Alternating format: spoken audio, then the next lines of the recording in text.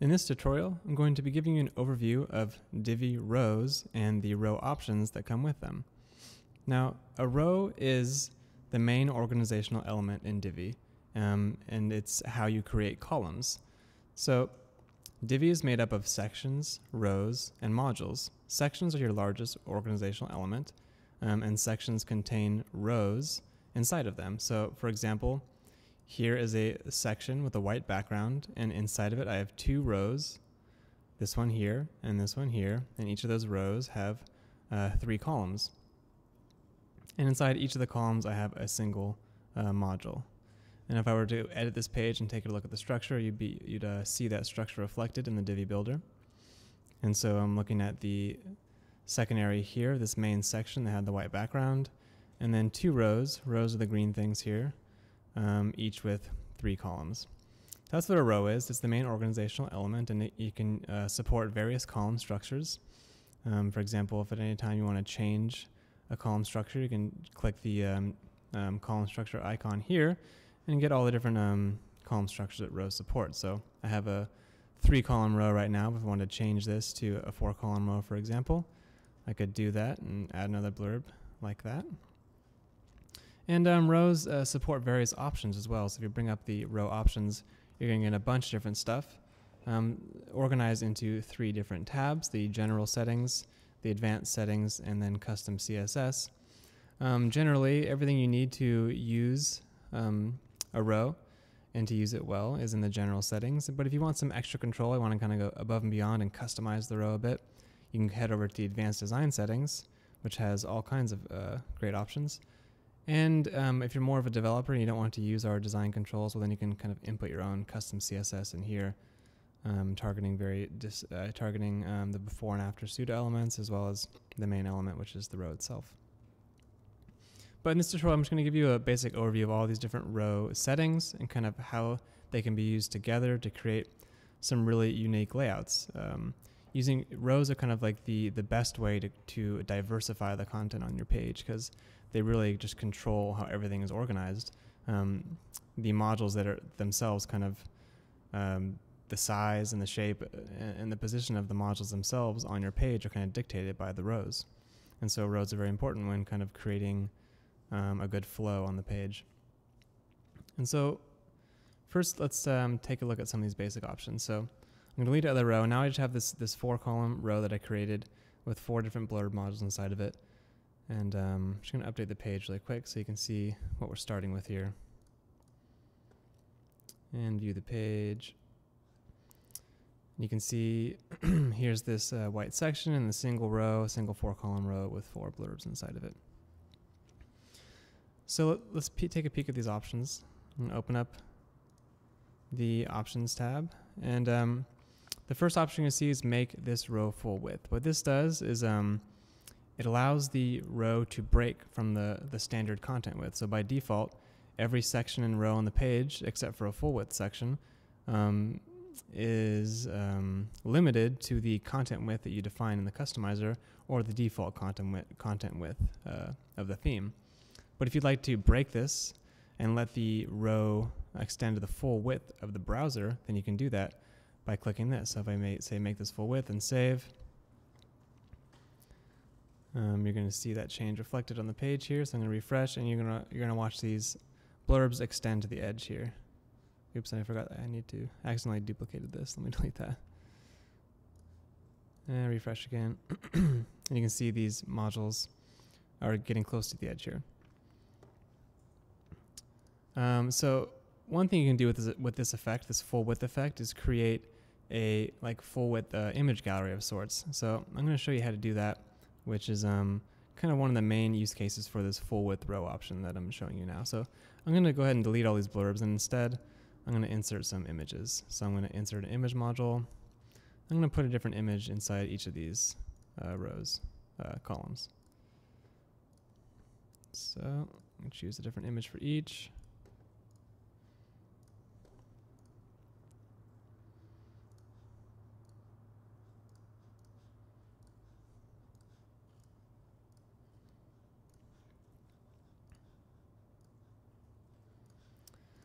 Okay, so I now have a full width row with an image inside of each of the 4 columns.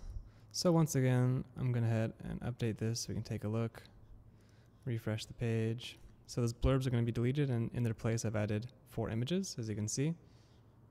So, and you can also see that the width of the images, the width of the row is much bigger than the rest of the page. So where everything else kind of stops at 1080 pixels, this keeps going to the edge. But we can push that even further by kind of delving even deeper into the row options, which brings me to the next option I want to talk about, which is the gutter width option. And what this does is reduces the spacing between each of the columns. So you can either increase that spacing, or in this case, I actually want to decrease it all the way down to nothing so that those images end up touching each other. And so I'm going to take this gutter width and bring it all the way down to 1, which is the smallest gutter width, which will result in no space between each of the columns and no space between the modules either. And I can also adjust the padding. So rows have padding by default above and below them, which kind of separates them, the content, from each other. So usually you don't want, like text in 2 columns or 2 rows touching each other. You want some space, so by default there's space. But in this case, I actually want them to be touching, so I want to remove that padding. So I'm going to set both these to 0, and it'll kind of give you an idea of what that does. So I'm going to update this, and when I do, you'll see that the images are now touching because I have reduced the gutter width to 0 on this column. So here you go, all of the images are touching. And I can even take that a bit further by editing the section and removing the padding from there as well. So go over to the top and bottom padding of the section, make it 0.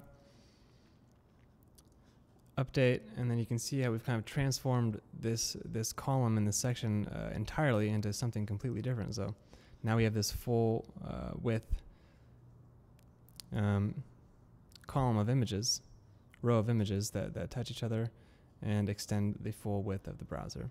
And you can use this kind of technique with other things besides just images too, and which is going to bring me into some more settings in the advanced tab of the row. So I'm going to explore some of these advanced settings. So what I'm going to do is I'm actually going to change this. So change this column structure back to 1/2, 1/2. I'm going to get rid of all these images, and in their place I'm going to add some blurbs back, which is what we started with. So I'm going to add some blurbs. I'm just going to say, call it blurb title. The URL, it's going to go nowhere. I'm going to use an icon. I'm going to choose an icon here. I'm going to make the icon color, well, I'm not going to change that yet. Moving on, I'm going to make the text orientation center, and then I'm going to add some text in the blurb.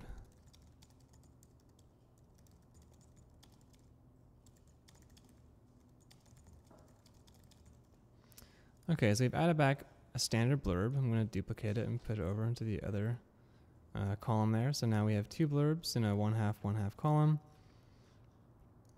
And this is going to look similar to what we started with. But in this case, like I said, this text isn't going to look so good when it's touching the edges, right? So remember when we removed that padding from the row to let the images touch the edge of the sections above and below it?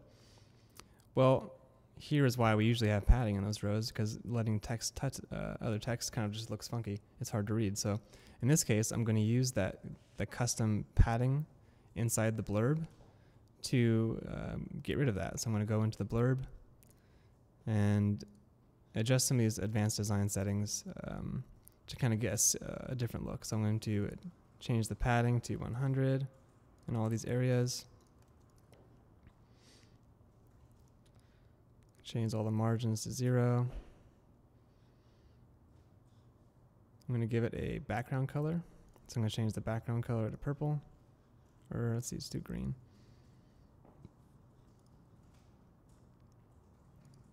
I'm going to change the text color to light. I'm going to change the header text color to light as well. I'm going to make the icon font a little larger.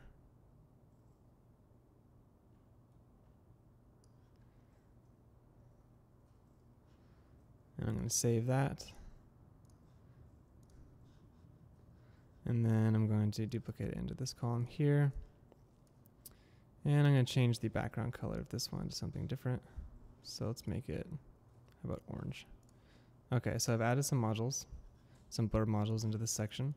And because I've added padding on the inside of the module, it's going to get a similar effect to that image we had earlier, but instead this time the modules themselves are taking up the entire space, and we get that whole full width feel. So that's another way to kind of utilize that full width row option that I was referring to either.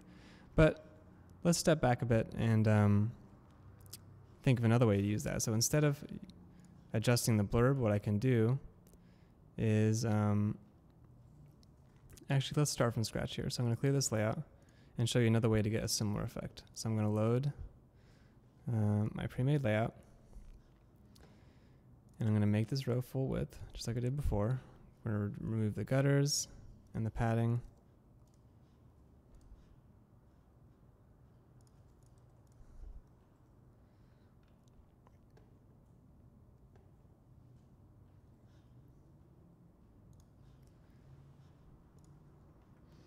Okay, so now we're back where we started before I explored the blurb options. Still looking at this full width row and gutter kind of option combination. Like I said, we've removed the gutter widths and we removed the padding, and now everything's kind of squished together. Well, another thing we can do is actually put that padding back. So let's go back and delete our custom padding here and save. And what that's going to do is make it so those modules aren't touching the edges of the row anymore, so it adds that padding back. And another thing we can do is go into the row and explore some of the advanced row settings. So this is what I want to touch on next, which is the advanced settings. And there's a lot more here. In fact, there's so much here, it's almost too much to cover. So I'm just going to pick a few options that are really relevant to what we're trying to do now, which is create a really nice full width effect. And another way to do that is to actually assign background colors to each individual column. So you'll notice in the advanced design settings of the row module, not only do you have the custom padding option, but you also have custom background colors. So I can assign background colors directly to the column itself rather than assigning it to the whole row or the module. So I can make the first column purple, I can make the second column green, and the third column blue. And then I can even increase the padding as well. So if I want to create that kind of block look, I could bring up the padding in all these areas. So maybe I want to do like 200 on the top, 100, or maybe like 80 or so on the right, and kind of duplicate that everywhere.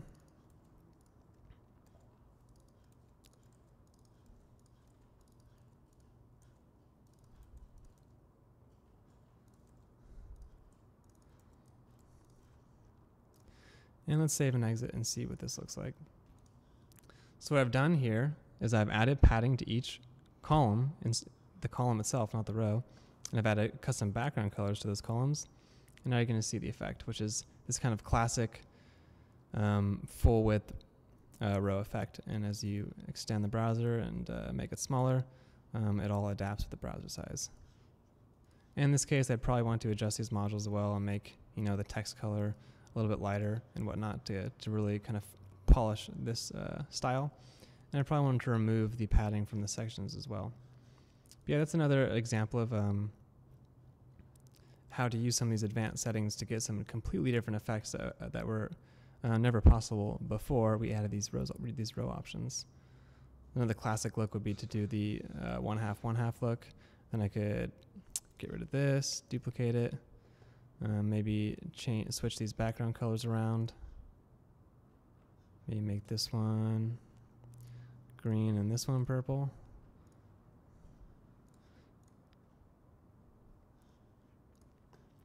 Remove the padding from here.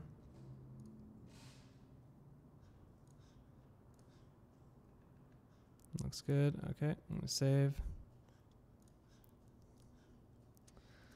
Now instead of 3 columns, we have 2 full width 1/2 columns, as you see there.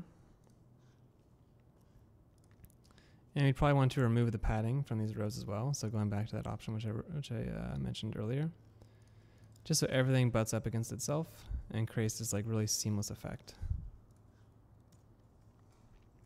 And there you go.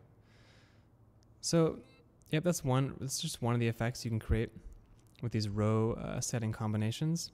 And the basic idea is you make the row full width, which makes it extend to the edge of the browser, and then you remove the padding from the sections and the row itself.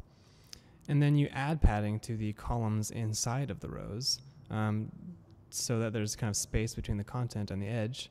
And then you can kind of create these really cool like block layouts. And you can get much better looking effects than this. Obviously, I've kind of just chosen some random colors, but you can do some really cool things when you add background colors to these background images to the columns. So like, not only can you add a background image to a section and a row, you can add background images to the individual columns within rows now. So you really have just full control over everything within the section. And there's so much you can do when you start playing with these settings. So let me just go through some more of these settings just to make sure I touch on everything. You can also use a custom width. So instead of making it full width, if you want to make it just like a little bit bigger than your standard content, you can do that as well. So by default, it's 1080, but if you want to make this row just a little bit bigger, you can just drag it out a little bit. If you do assign custom padding, we don't usually apply that custom padding to the mobile responsive version of your site, just because if, let's say you've added 300 pixels of padding, and it looks great on desktop, it's probably not going to look good on mobile, but maybe in your case it does. Maybe you've just added just the right amount, in which case you can choose to apply that custom padding on mobile. And then back to these advanced settings. I already went over to the background color, but you can add background images, background videos to the rows. You can use parallax effects in your background images, and you can apply custom padding to each individual column within the row. And then finally, there's custom CSS as well. So if you really want full control, you don't want to try to use our design settings, you want to just get your hands dirty with some CSS, and you don't want to create a child theme to do that. You want to just apply some custom CSS to this particular row. Well, then you can do that right in here. You can even create pseudo elements. So we have the before pseudo element as well as the after pseudo element, and then just the main row itself where you can add CSS. So that's a basic overview of the row settings and kind of what you can do when you combine them in creative ways.